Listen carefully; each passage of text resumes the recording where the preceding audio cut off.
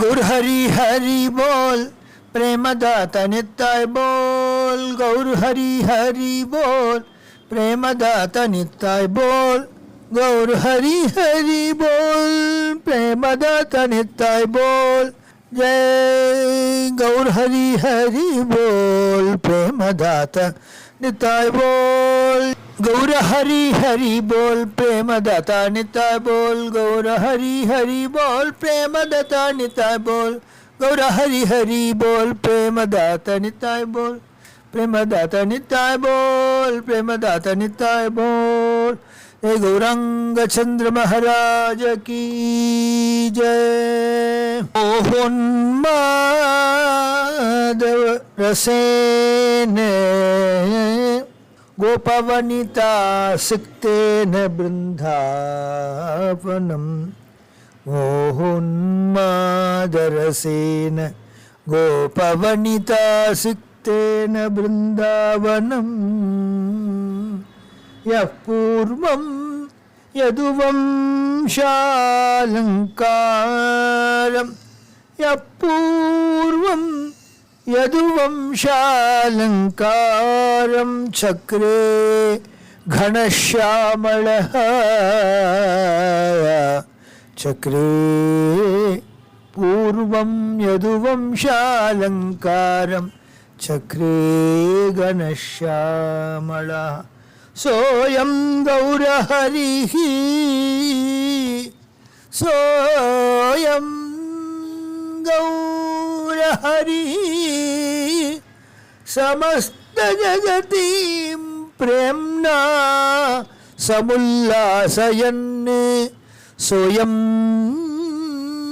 गौर हरिः, समस्त जगतीं प्रेम्णा समुल्लासयन्।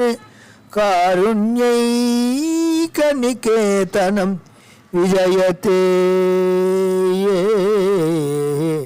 कारुण्यैकनिकेतनं विजयते गौडावळि मंडले।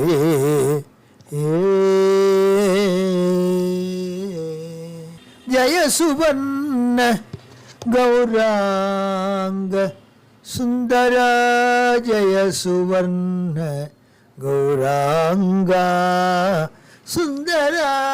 जय सुवर्ण गौरांग सुंदर, जय सुवर्ण गौरांगा।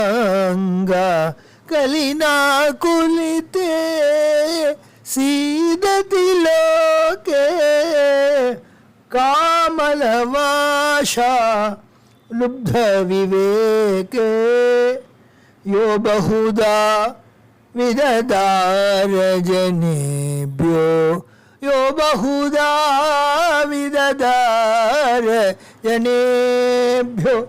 भक्ति सुधा वेणीरिह त्वं, भक्ति सुधा वेणीरिह त्वं। जय सुवर्ण गौरांग सुंदर, जय सुवर्ण गौरांग। व्रजगोपवधू भाव समेतो, व्रजगोपवधू भाव समेतो। यो विरहा वेशाकुलचेतः, यो विरहा वेशाकुलचेतः।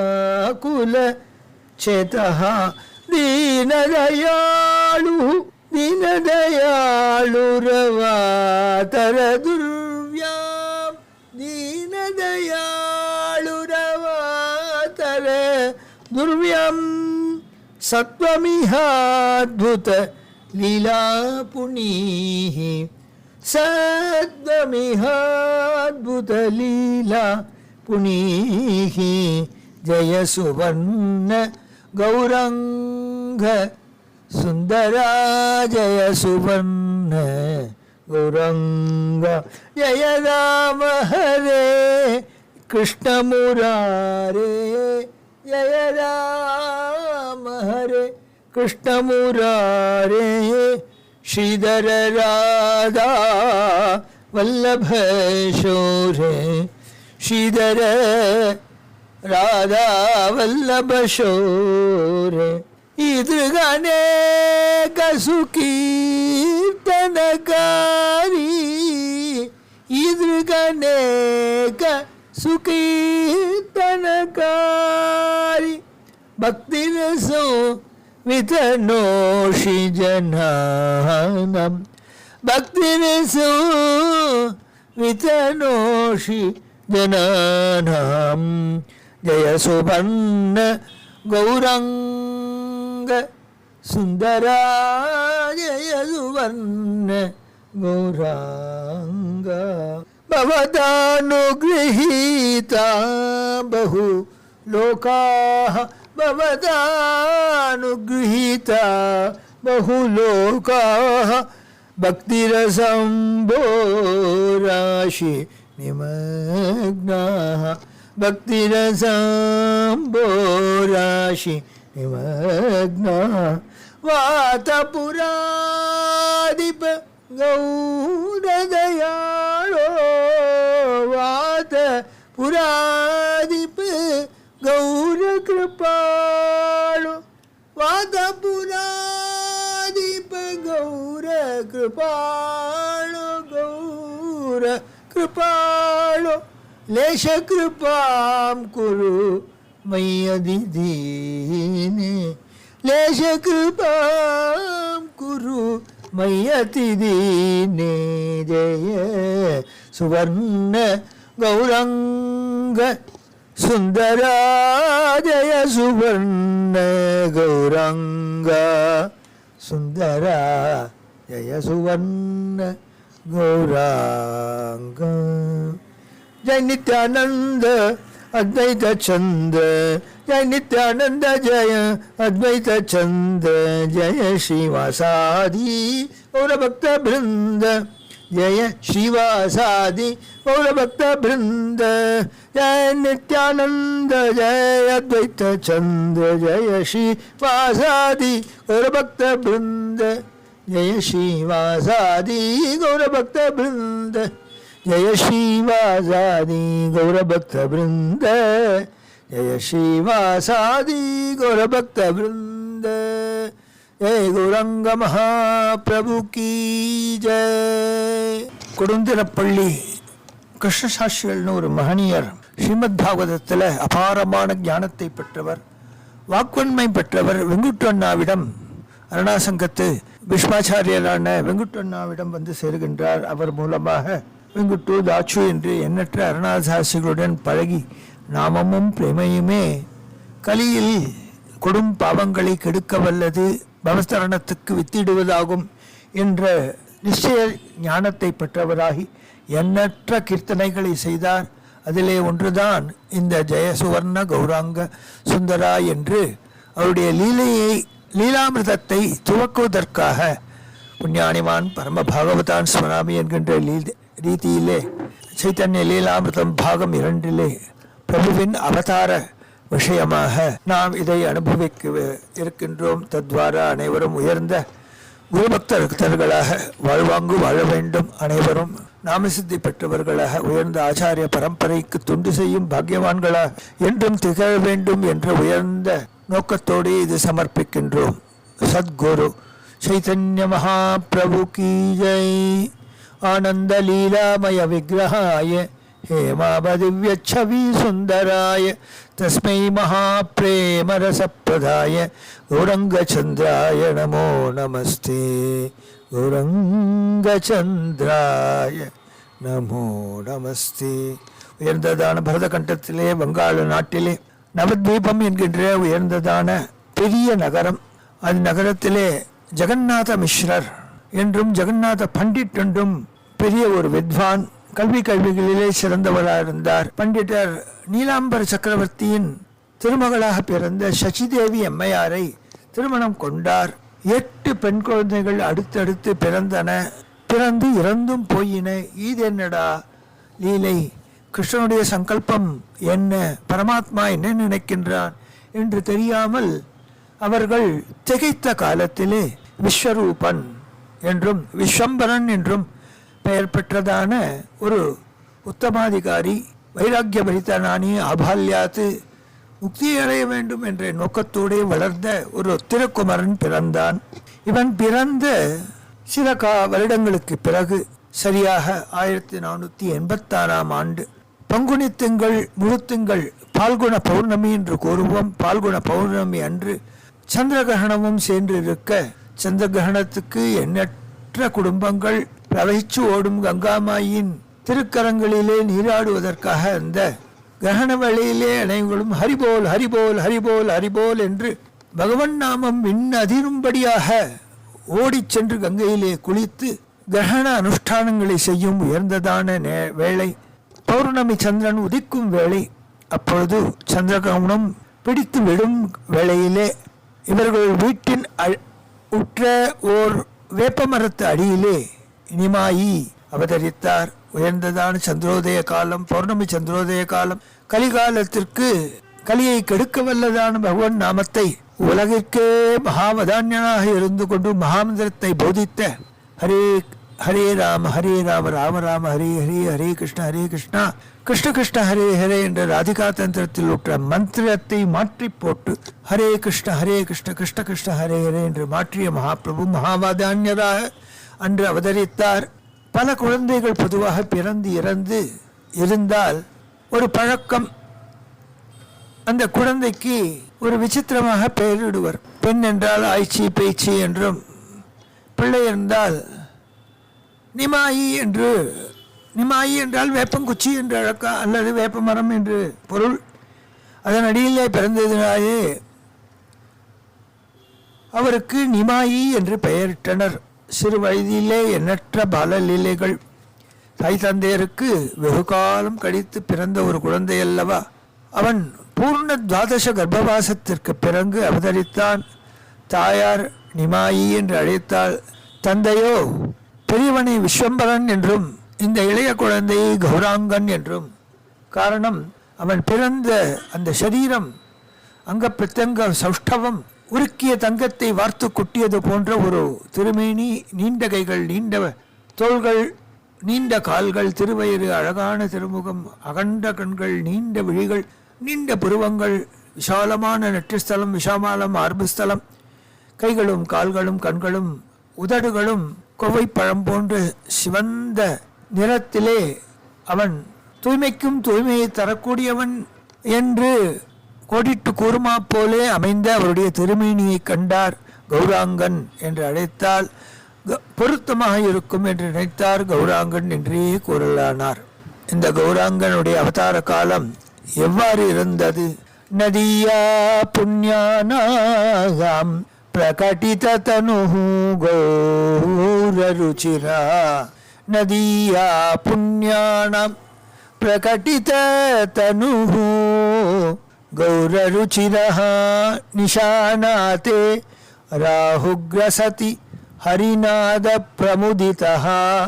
निशानाथे राहुग्रसति हरिनादप्रमुदितः. जगन्नाथप्राज्ञद्विजसचिसुतो विश्वम्बर विभुः. जगन्नाथ प्राज्ञद्विज सचिसुतो विश्वम्बर विभुः. शचीगर्भजातः कलिकलुषहारी विजयते. जगन्नाथ प्राज्ञद्विज सचिसुतो विश्वम्बर विभुः. शचीगर्भजातः कलिकलुषहारी विजयते. ये शिखरणी वस्त्रத்திலே கௌராங்கன் தோற்றுவித்த அவதாரிக ஸ்லோகம். நதியா புண்ணியானாம். நதியா என்றாலே நதி தீரம் என்றும், அவர் பிறந்த இடத்திலே நீர்வளம் மிகுந்ததினாலே அந்த வங்காளத்திலே அந்த பிரதேசத்திற்கு நதியா என்ற ஒரு நாமகரணம் உண்டு. அது பிற்காலத்திலே பகவானுடைய அவதார காரணம் மாயையை அரிப்பது என்பதனாலே கலிகலுஷஹாரியான பரமாத்மா அவருடைய ஸ்தானம் என்பதனாலே அவர்கள் பொருத்தமாக மாயாப்பூர் என்று அதை பிற்காலத்திலே மாற்றிவிட்டார்கள். நதியா புண்ணியானாம் பிரகட்டித தனுஹு. இந்த உயர்ந்ததான புண்ணிய பூமியிலே கௌரருச்சிரஹ பிரகடிததனு கௌரருச்சிரஹ. அந்த உயர்ந்ததான கௌரவர்ணத்துடன் அங்க பிரத்யங்க சௌஷ்டவம் நிறைந்ததான அந்த திவ்ய சரீரத்தோடே அவர் அவதரித்தார். பூர்ணமாக துவாதச மாச கர்ப்பவாசனம் ஆன பிறகு எவ்வாறு ராமபிரான் அவ்வாறே இவரும் பூர்ண கர்ப்பவாசத்திற்கு பிறகு அவதரிக்கின்றார். நிஷாநாதே ராஹுக்ரசதி. அப்பொழுது பூர்ணச்சந்திரனை அந்த பௌர்ணமி பால்குண பௌர்ணமி அன்று ராகுவானவன் பீடித்த வேளையிலே அனைவரும் ஹரிநாமத்தை சொல்லிக்கொண்டு கங்கையிலே குதிக்கும் வேளை கங்காஸ்தானம் தர்ப்பணாதிகள் எல்லாம் செய்ய வேண்டும். அவரவர் சந்திரகிரகண அனுஷ்டானங்களை செய்ய கங்கா தீரத்திலே பகவன் நாமத்தை உச்சைஹீஸ்வரேன காயந்தியாக அவ்வாறு கூறிக்கொண்டிருக்கின்ற காலத்திலே ராகு கிரசதி ஹரிநாத பிரபுதிதா. உயர்ந்ததான அந்த ராகு விடும் வேளையிலே ஹரிநாம நாதமானது விண்ணை முட்ட ஜெகநாத பிராஜ்ய த்விஜ சசி சூதோ. ஜெகநாதரான மகாபிராஜரான ஜெகநாத மிஸ்ரருக்கு சசி சூதோ சச்சி அம்மாளுக்கும் விஸ்வம்பர விபு உலகத்தையே ஓர் தன்னுடைய குடும்பமாக எண்ணுகின்ற பரமாத்மாவின் சசி கர்ப்பாஜாதா கௌராங்கன் என்று செல்லப்பெயரும் விஸ்வம்பரன் என்று காரணப்பெயரும் வைத்தனர். பின்னர் அவருடைய அண்ணனாகிய அக்குழந்தைக்கு விஸ்வரூபன் என்றும் தம்பியாக குழந்தைக்கு விஸ்வம்பரன் என்றும் விஸ்வத்தையே தன் குடும்பமாக நினைத்து கொண்டு விஸ்வகுடும்பியாக இருக்கப் போகின்ற அந்த கௌராங்கனை நிமாயி என்ற செல்லப்பெயரினால் தாயாரும் அழைத்த வண்ணம் இருந்தனர். அக்குழந்தைக்கு விஸ்வம்பரன் என்றும் இவனை கௌராங்கன் என்றுமே செல்லமாக நிமாயி நிமாயி என்று தாய் தந்தையர் அழைத்து வர சச்சி கர்ப்பாஜாதா கலி கலுரஹாரி விஜயத்தே.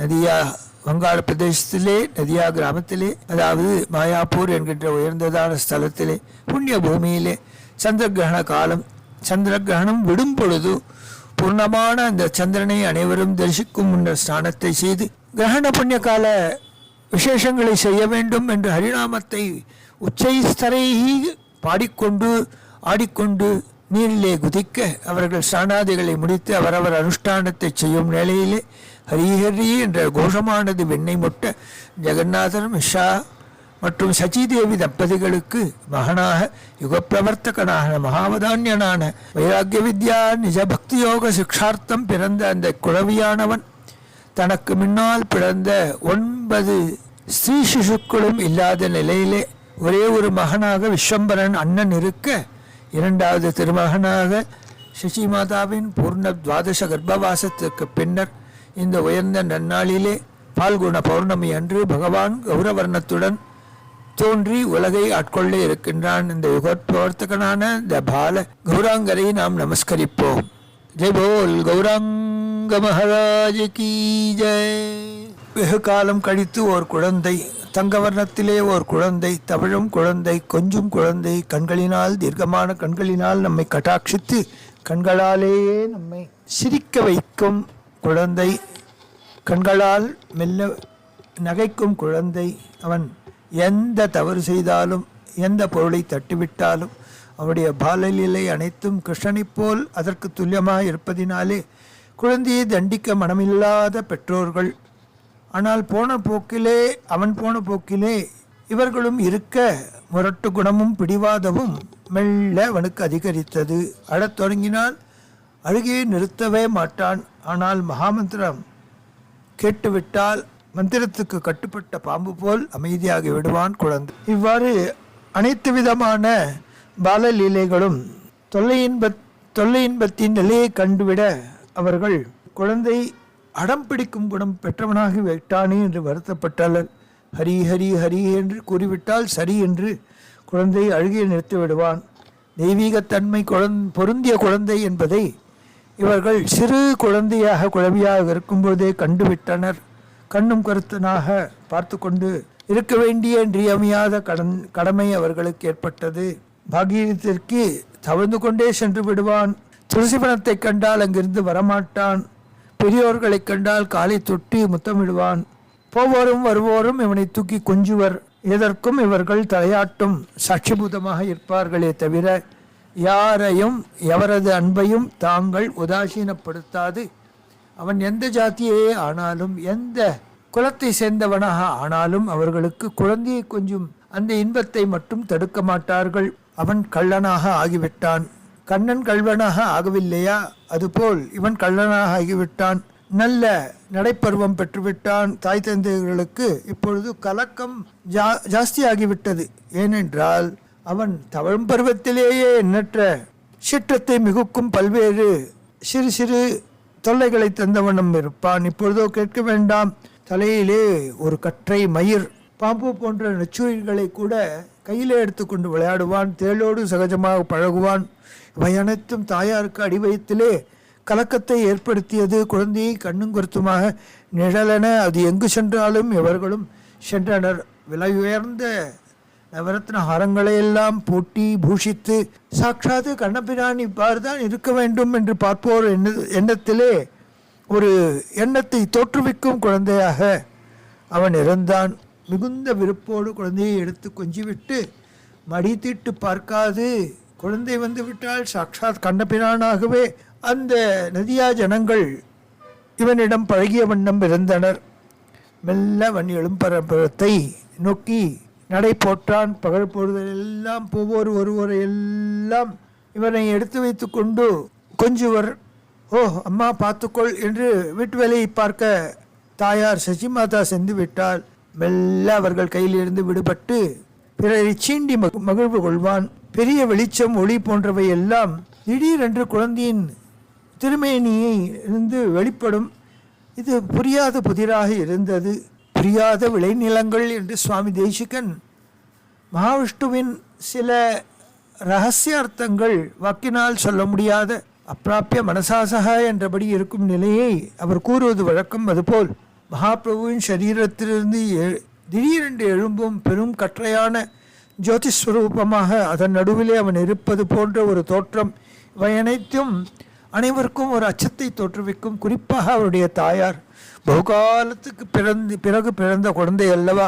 இவன் கால்களிலே தங்கச் சலங்கை இட்டு இடுப்பிலே அரைஞான் கயிறு ஒலிக்க, கைகளிலே வலைகள் ஆர்ப்ப, கழுத்திலே ஆரங்கள் ஆர்ப்ப, இவ்வாறு அந்த சதங்கை ஒலியோடு குழந்தை நடந்து செல்வதும் அனைவருக்கும் சாட்சாத்து பரமாத்மா கண்ணபிரான் தான் இவ்வடிவு கொண்டு நம்முடைய உதவுகின்றான் என்ற ஒரு எண்ணத்தை தோற்றுவிக்க அனைவரும் இவனுடைய லீலைகளையும் சேஷ்டிதைகளையும் கண்டுதான் மகிழ்வர். தாயாரிடம் அனைத்தையும் கூறமாட்டார்கள். சிறு குறும்புகள் தானே என்று விட்டு விடுவர்.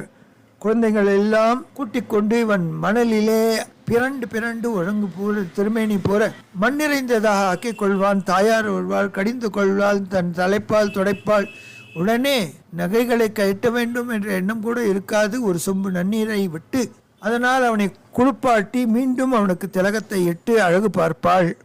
இவ்வாறு அவனுடன் 24 மணி நேரம் இருந்தாலும் சச்சி மாதாக்கு ஒரு தனி உலகமாக பகவான் சிருஷ்டித்து தந்தான். எவ்வாறு யசோதை கண்ணபிரானிடம் ஈடுபாடு கொண்டிருந்தாளோ அதுபோல் சச்சி மாதா தான் பெற்ற இன்பத்தை கூற இயலாது தவித்தாள்.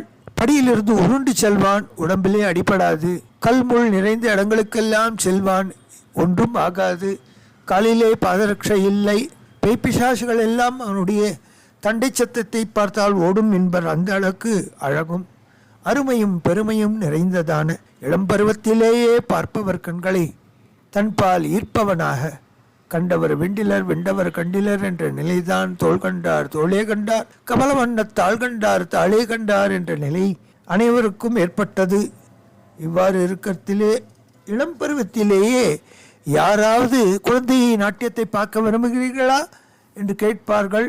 சரி என்று அங்கு ஒரு கும்பல் கூடிவிடும். உடனே ஹரி போல் ஹரி போல் ஹரி ஹரி போல் ஹரி போல் ஹரி போல் ஹரி ஹரி போல் என்ற உடனே குழந்தை இரு கைகளையும் தூக்கி கொண்டு கண்களை மூடிக்கொண்டு விண்ணை பார்த்து கொண்டு அரை விழி திறந்த வண்ணம் விண்ணை பார்த்து கொண்டு ஹரே ராம் ராம ராம் ஹரே ஹரே ஹரே கிருஷ்ணா கிருஷ்ண கிருஷ்ண ஹரே ஹரே என்று கூத்தாட ஆரம்பித்து விட்டால் தன் நினைவிழந்து கீழே விழுந்து விடுவான். 15-20 நிமிடத்துக்குள்ளாக உடம்பு சோர்ந்து விடும். உடம்பெல்லாம் மயிர்கூச்சிட்டு இருக்கும். கீழே விழுந்ததினாலே சரீரம் எல்லாம் புழுதியடைந்த பொன்மேனியாகிய விடும். இவ்வாறு யாராவது கண்டுவிட்டால் எள்ளி நகையாடுவரே என்று அச்சம் கொண்டு தாயார் உடனே தன் தலைப்பினாலே குழந்தையை பொத்திக் கொண்டு ஓடி வந்து விடுவாள்.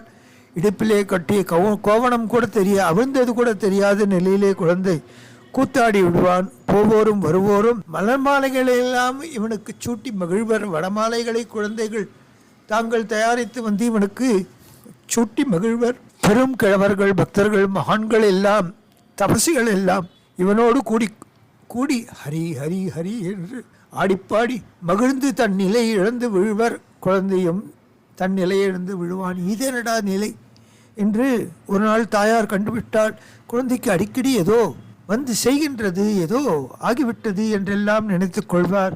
மந்திரிப்பவர்களை எல்லாம் கூப்பித்து மந்திரித்தால் அவன் சிரிப்பான். உனக்கு நான் வந்திருக்கேன் வா என்று அவர் கையிலிருந்த வேப்பிலை எடுத்து தான் அவர் தலையிலே அடிப்பான். இவ்வாறு குழந்தையின் துரும்பு அவன் வளர வளர வளர அவனுடைய குறும்பும் அவனுடைய சேட்டைகளும் அவனுடைய ஆடல்களும் அவனுடைய சிறுமொழி பாடி பேசும் லீலைகளும் ஹரி ஹரி என்று அவன் இனிமையான குரலினாலே ஆடிப்பாடி கூத்தாடுவதும் கண்களிலே நீர் சொறிவதும் பாவத்தினாலே பாவோத்ரேகத்தினாலே தன் நிலையிலிருந்து கீழே விழுவதும் அங்கு இருக்கின்ற உத்தமாதிகர்கள் அனைவரும் குழந்தையின் திருவடியை தொட்டு சிரசிலே வைத்து கொண்டு செல்வதும் இதை கண்டு சசி மாதா பயந்தே விட்டாள். சகல ஜகத்திற்கும் ஏற்படும் பயத்தையும் நீக்கி கலியின் கொடுமையை அழித்து கலி கொடுமை இருக்கும் இடமில்லாமல் விரட்ட வந்த குழந்தை அல்லவா. அவனுடைய விளையும் பயிர் மொழியிலே ஒரு துளசி அங்கிருக்கும் பொழுதே சுகந்தத்தை வீசுவது போல் துரேவ அசந்தி கந்தகா என்று இவன் இருப்பிடத்திற்கு இவன் எங்கோ இருந்தாலும் இங்குதான் எங்கோ குழந்தை இருக்கின்றான் என்று பெரியோர்களும் கூறும் அளவிற்கு இவனிடமிருந்து வெளிப்படுகின்ற சுகந்தம் அந்த ஞானமயமான பிரேமமயமான தியானமயமான சுகமான ஆடிப்பாடும் அந்த சிறு குழந்தையின் லீலைகளை ஒவ்வொரும் வருவோரும் கண்டு தன் வேலைகளையெல்லாம் மறந்துவிட்டு கௌராங்கனின் உயர்ந்ததான அந்த பேர் அழகின் ஒரு நிலைக்கலனாக இருக்கின்ற பிரபுவின் சமீபத்துக்கு ஓடி வந்து விடுவார்கள். மேற்கொண்டு இனி அனுபவிப்போம். ஜெய் கௌராங்க மகாபிரபு கி ஜெய்.